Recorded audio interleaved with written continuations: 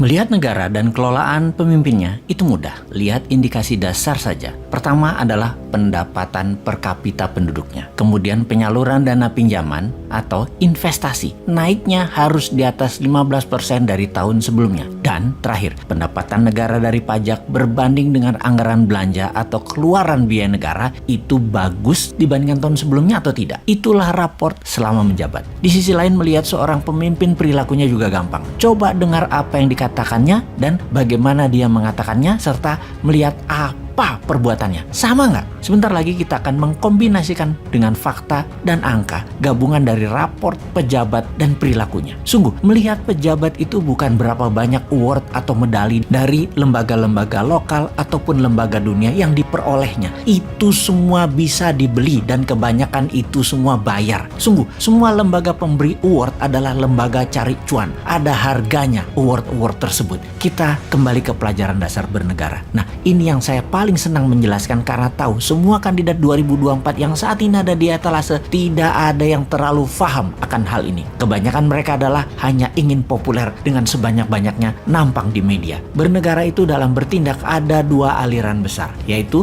liberal dan di sisi seberangnya ada yang namanya konservatif. Konservatif itu lebih compassionate.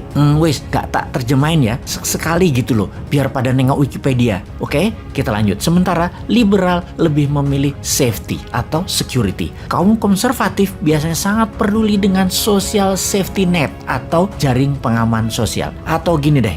Kita ini kalau dikasih pelajaran, dicontohkan model pelajaran di kampus kayaknya pada pecah semua otaknya. Kita sederhanakan menjelaskan liberal versus konservatif. Gini, kita sederhanakan. Bayangkan ada sebuah bangunan mainan di tangan Anda semacam Lego deh. Konservatif itu floornya, lantainya tebal. Itulah social safety netnya. Social safety netnya tebal. Kalau liberal lebih pro ke swasta, maka floornya tipis. Urusan kesejahteraan karyawan atau keluarga itu urusan swasta. Itu melihat lantai rumah dari sisi pandang liberal dan konservatif. Lalu dari sisi tembok pagar, liberal temboknya rendah terbuka. Kalau konservatif itu tembok pagarnya tinggi. Artinya tembok pagar rendah, asing boleh masuk, globalis masuk, tenaga kerja asing masuk, uang asing masuk, impor bebas. Sementara kalau tembok pagarnya tinggi, semua asing dibatasi. Sangat nasionalis mereka itu. Kemudian dari sisi bangunan, langit-langit atau ceiling, kaum liberal ceilingnya rendah, kaum konservatif ceilingnya tinggi. Gaji kaum buruh di dunia konservatif itu tinggi. Di dunia liberal tergantung kesepakatan kaum pekerja dan kaum pemilik usaha. Sekali lagi, tergantung employee dan employer.